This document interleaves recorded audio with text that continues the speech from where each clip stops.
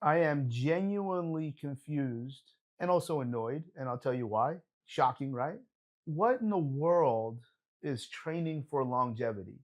This is the goofiest thing where I'm not even sure if I have to believe that what most people want is that I want to live as long and as healthy a life as possible.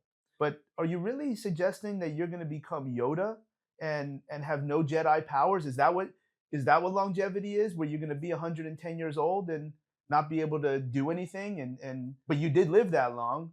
I think the annoyance is that it's always attached to these things that fall into biohacking, which is a word that I've now become to really find distasteful because there's no hacking the system. Like this is just hard work and sacrifice, etc.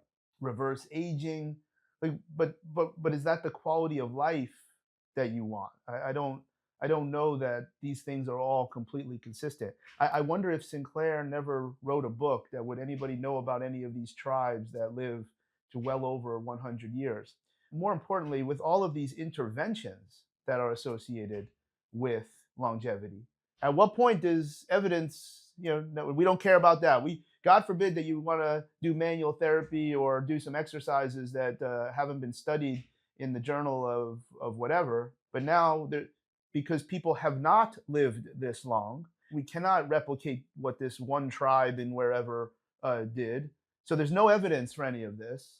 So what is it? What is it that we're doing? Like, what would you rather live to 93 and kind of move around and live like you were 63, or get to 113 and be like a shell of a crypt keeper? So I don't even know.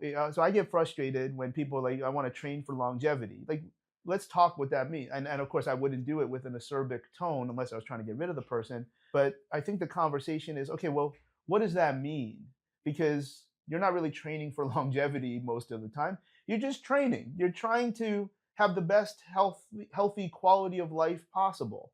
And with that, you are playing your cards as ideally and optimally as possible to live as long as you can with this current lifestyle. I don't know that there's any evidence or strategy that says you can actually live longer in years if you are willing to trade quality of life and you're going to use a walker and sit in a couch, etc. But you'll live longer. But you'll live longer. Longevity is like this whole thing of training for longevity is kind of stupid.